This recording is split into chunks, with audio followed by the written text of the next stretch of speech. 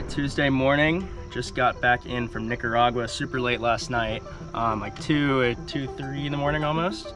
But the swell is starting to show up from Hurricane Lee.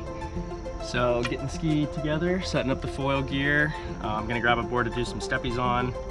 Gonna go pick up my buddy Evan and see what we can find out there.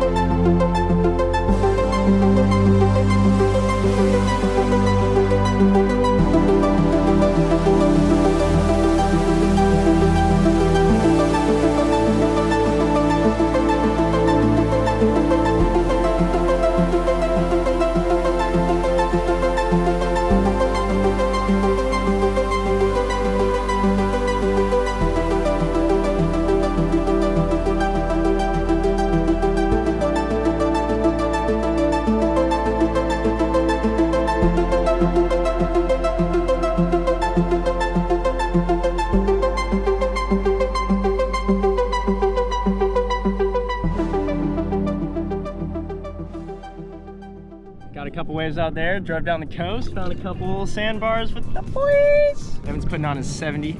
I was riding 625, going fast. Ski's going great. Beautiful day out here in the Outer Banks of North Carolina. Woo.